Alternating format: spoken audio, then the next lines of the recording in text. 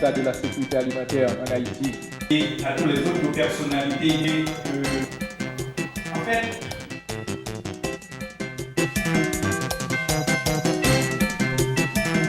nous appelons l'occasion de la Journée mondiale de l'alimentation 2017.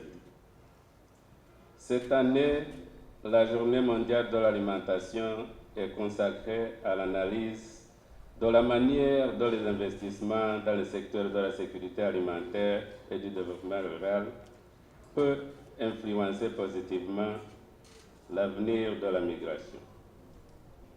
En effet, les causes et les impacts de la migration sont étroitement liés aux objectifs mondiaux de la FAO, notamment de lutter contre la faim et atteindre la sécurité alimentaire, réduire la pauvreté et promouvoir l'utilisation durable des ressources naturelles. La migration est depuis toujours essentielle à l'histoire de l'humanité. Elle est la source de multiples avantages économiques et culturels.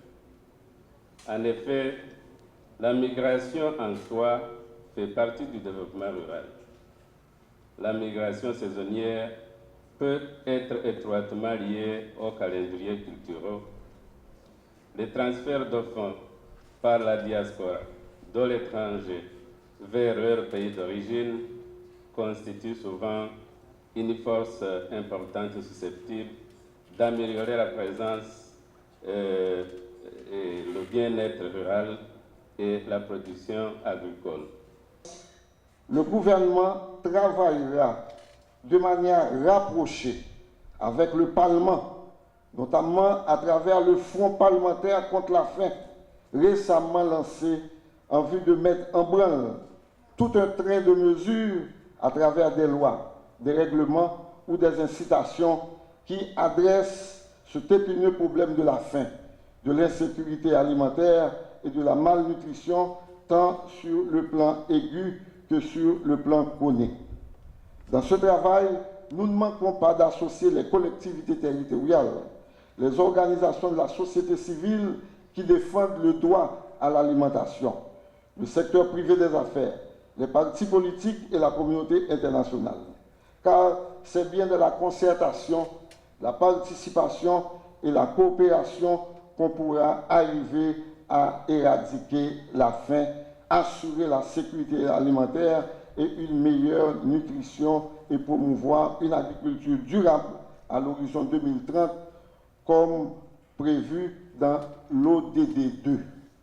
Tout ce que nous recherchons, c'est d'augmenter progressivement la production locale et la production sociale avec un sevrage graduel de la forte dépendance à l'égard des importations et de l'aide alimentaire.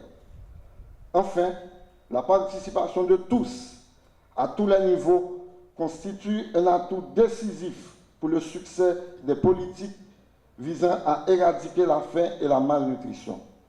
Donnons-nous la main pour venir à bout de ce fléau et de là, les migrations forcées viendront beaucoup plus des migrations volontaires et ordonnées, avec des bénéfices réciproques en termes de développement tant pour les pays d'origine que pour les pays de destination.